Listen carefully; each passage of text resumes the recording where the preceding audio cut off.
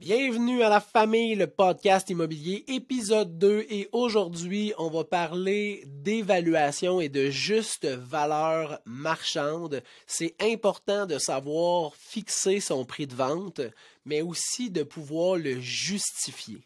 On va essayer de voir qu'est-ce que c'est pas. Comment ne pas avoir la bonne juste valeur marchande, c'est quoi les mauvaises raisons de justifier son prix de vente, puis comment bien arriver au prix de vente juste pour votre propriété. On va commencer par démystifier un peu ce que c'est pas, là, parce que c'est un sujet, on va dire, arriver au juste prix de vente pour une propriété, c'est pas facile. C'était déjà pas facile auparavant parce qu'il y avait des fois peu de comparables pour les maisons. Les propriétés sont toutes un peu uniques, sauf dans certains secteurs très homogènes. Là, mais c'était pas facile. Mais avec la COVID, il y a tellement eu des changements intenses au début de la COVID. Là, les prix montaient. Après ça, il y a eu un vrai manque d'inventaire. Là, les taux d'intérêt ont commencé à monter. Ça a changé le marché. Fait que, c'est vraiment pas facile d'arriver au juste prix de vente. Fait que c'est un sujet qui est excessivement important pour moi parce que présentement, je le vis là. Puis j'en parlais dans le dernier épisode. C'est probablement le truc le plus difficile. Tu peux plus juste mettre une propriété sur le marché et faire comme alright, elle va se vendre. Non, ça veut pas dire qu'elle va se vendre. À vrai dire, présentement, si t'as pas un prix très réfléchi puis statistiquement logique, il y a des maudites bonnes chances que tu n'aies aucune visite. Fait que revoyons ensemble comment pas arriver au bon prix de vente. Premièrement, la juste valeur marchande, ça n'a pas rapport avec combien tu as besoin. Puis là, je vais vous traduire ça par explication. Je vais vous donner un scénario. Là. Deux personnes qui veulent se séparer, qui divorcent, puis qui veulent s'en aller chacun de leur bord. Puis là, ils se disent, OK, parfait. Fait que là, avec ce qui nous reste d'hypothèque, ce qu'on aurait besoin pour pouvoir partir chacun de notre bord puis acheter quelque chose qui fait notre affaire, c'est temps. Fait qu'on va mettre la propriété à temps. Ce que ça fait dans ce temps-là, là, c'est que la logique statistique est absolument pas venue appuyer le prix d'affichage de la propriété. Puis c'est difficile après si les gens demandent ouais, mais là, pourquoi vous êtes arrivé à tel prix? Ouais, mais là, c'est parce que je peux pas te le dire, mais il y a une bonne raison. Ça fonctionne pas, là. Là, les gens ils vont dire OK, mais sur quoi vous êtes basé? C'est quoi les comparables? Les courtiers vont m'appeler, ils vont me dire ouais, mais là, c'est quoi les propriétés qui étaient vendues dans le secteur qui justifient ce prix-là? Puis là, je vais pouvoir dire je peux pas te le dire, mais c'est le bon prix. Fait que ce que tu as besoin en tant que propriétaire pour rebondir puis aller faire une autre acquisition après la vente de ta propriété, ça justifie absolument pas la valeur de ta maison. L'évaluation municipale est absolument pas un critère ou un point de repère pour la valeur de ta propriété. L'évaluation marchande, là, c'est fait par échantillonnage, puis c'est dans un but de taxation. Fait que c'est combien la municipalité a besoin de te charger par rapport à ce que tu as comme bien immobilier pour subvenir aux besoins citoyens. Là, je pense pas que c'est la définition parfaite, là, mais ça résume bien la patente. C'est ça. Fait que tu sais, c'est probablement une des questions qui m'a le plus frustré quand je suis devenu courtier plus jeune, là, comme 7-8 ans. Les gens rentraient dans une maison et disaient « Ouais, la maison est bien chère. C'est quoi le prix de l'évaluation ici? » L'évaluation marchande? Non, l'évaluation municipale. Puis là, tu dis le prix, c'est bien trop cher. L'évaluation municipale, là, ça peut être un point de repère. Si, exemple, tu prends, mettons, les prix de vente versus, mettons, par rapport au nombre de chambres, les prix de vente par rapport au pied carré du terrain, les prix de vente par rapport au nombre de salles de bain, les prix de vente versus l'évaluation municipale dans le secteur. Fait que tu prends 5, 6, 7 points de comparaison, dont le prix de vente versus l'évaluation municipale, puis après ça, tu fais une moyenne. Là, à ce moment-là, l'évaluation municipale peut devenir un point de repère. Mais juste dire, c'est quoi l'évaluation municipale? 200 000, la maison se vend 330, eh bien trop cher. Ça n'a pas rapport. C'est un des concepts les moins bien compris, d'après moi, en immobilier, après genre la représentation, là, mais c'est un des concepts les moins bien compris, la valeur d'une propriété, puis l'évaluation municipale, puis ça m'a choqué pendant des années, parce que là, je me battais quand les gens me disaient c'est quoi l'évaluation municipale. Là, j'étais même, pourquoi tu veux savoir ça? C'est quoi le lien que tu veux en faire? Ça va te donner quoi de le savoir? Maintenant, j'essaie de balayer cette question-là rapidement. Je vais juste répondre. L'évaluation municipale, c'est tel montant. Parce que je ne veux pas rentrer en confrontation, puis c'est encore un sujet qui me titille un peu, mais l'évaluation municipale n'est absolument pas la valeur marchande d'une propriété. Puis je vais vous expliquer comment arriver à la juste valeur d'une propriété, au juste prix de vente, puis vous allez voir que l'évaluation municipale ne fait pas partie des critères de vérification. Une troisième chose, tu ne peux pas te dire moi, j'ai besoin, mettons, j'ai investi 80 000 dans un garage, ou j'ai investi 85 000 dans une cuisine, fait que je veux aller récupérer tant de dollars, fait que j'ai besoin de vendre à tel prix. Tu sais, ce que tu as investi pour toi quand tu étais propriétaire, ça ne veut pas dire que tu vas aller le rechercher en valeur sur ta propriété à 100% ou à 150% ou à 120%.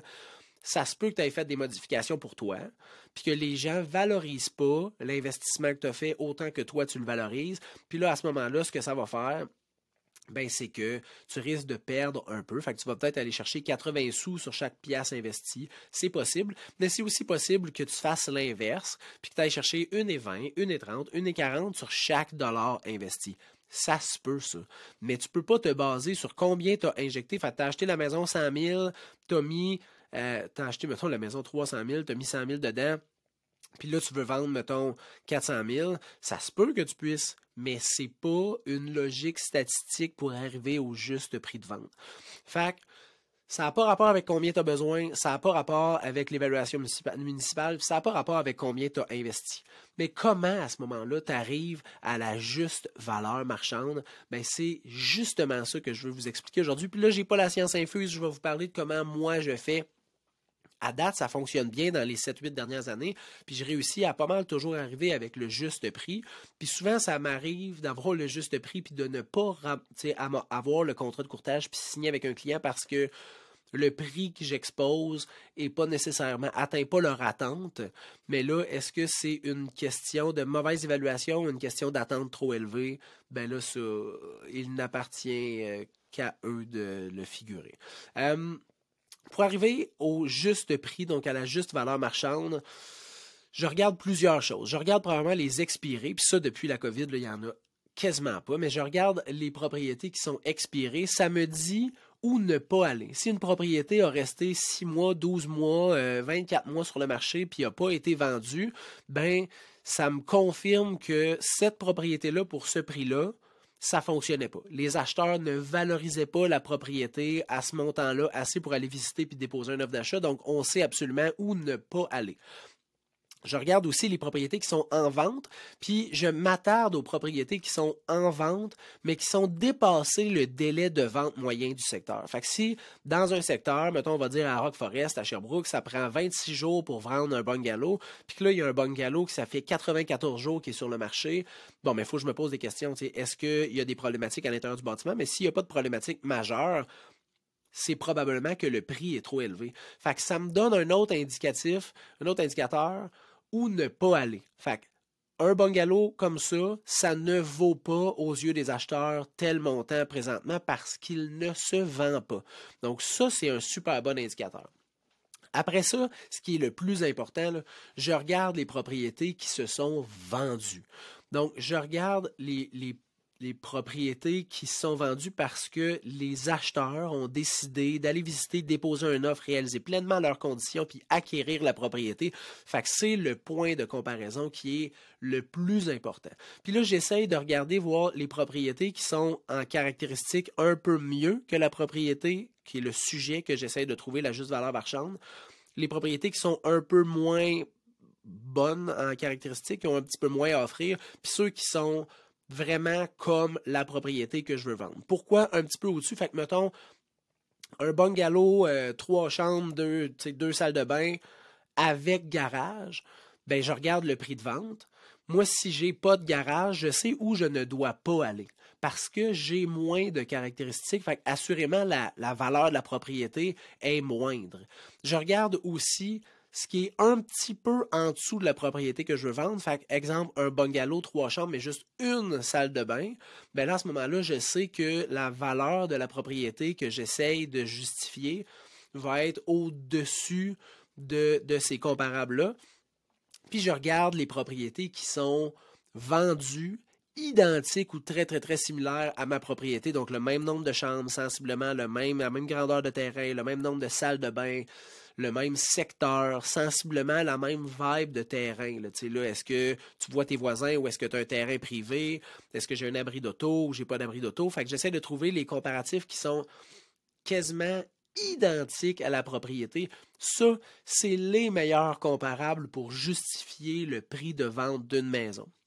Puis là, c'est important d'aller chercher un comparable qui est dans un délai très, très, très rapproché, surtout présentement avec la COVID parce qu'il y a eu des fluctuations de valeur incroyables. Fait que j'essaie de trouver, mettons, un bungalow 3 chambres, 2 salles de bain qui s'est vendu dans le dernier mois, le dernier 2 mois, le dernier 3 mois, mais assurément dans la même situation économique puis dans un temps vraiment rapproché parce que, tu sais, si tu regardes des propriétés qui se vendaient quand le taux d'intérêt était à 1,5 %, tu regardes des propriétés quand le taux d'intérêt est à 5,5 %, tu comprends puis tu vois tout de suite dans les statistiques que le scénario de vente n'est pas le même. Il y en a qui vont être à 17% de plus que le prix demandé, puis là, il y en a d'autres qui vont être à comme 3% de plus que le prix demandé. Fait que c'est important de prendre des comparables dans la même situation économique, puis dans un temps très, très, très rapproché pour une propriété qui est quasiment identique, très similaire. Puis ça, l'ensemble de ces facteurs-là, de ces critères-là, vont réussir à te donner la juste valeur marchande. Fait que ce qui est très important, là, la juste valeur marchande, si on fait un petit recap, là, ça n'a pas rapport avec combien tu as besoin, ça n'a pas rapport avec l'évaluation municipale, ça n'a pas rapport avec combien tu as investi. Si tu veux trouver la juste valeur marchande, tu peux regarder les expirés. Ça va te dire où ne pas aller, à quel prix ne pas aller. Les propriétés qui sont en vente, mais qui ont dépassé le délai de vente moyen, ça va te dire où ne pas aller non plus. De regarder les vendus qui sont un peu supérieurs pour savoir quel prix il ne faut pas que tu ailles toucher, un peu inférieurs pour savoir que tu peux vendre plus élevé, plus dispendieux que ces propriétés-là, puis trouver quelques comparables, 3-4 comparables, qui vont pouvoir te donner vraiment l'heure juste sur la valeur de ta propriété. Faites le moins de changements possible. Hein? Essayez pas d'actualiser. Ouais, mais une chambre, ça vaut à peu près 15 000, fait que là, je vais mettre 15 000 de moins. Trouvez les propriétés qui sont très, très, très similaires. Puis faites votre évaluation objectivement, sans émotion. Puis ça, c'est le courtier immobilier qui est le mieux placé parce qu'il est à l'extérieur de la transaction, puis il est vraiment capable, avec son expérience, les statistiques, puis son objectivité, d'arriver avec la juste valeur marchande. Puis actuellement, là, au moment où on se parle, on est en novembre 2022. Si tu n'arrives pas avec un prix qui est très sharp, malheureusement, dans le marché actuel, il y a des bonnes chances que tu n'aies vraiment pas beaucoup de visites puis que ta propriété reste sur le marché. Merci d'avoir été là pour l'épisode numéro 2 de La Famille, le podcast immobilier, et je vous souhaite une excellente journée.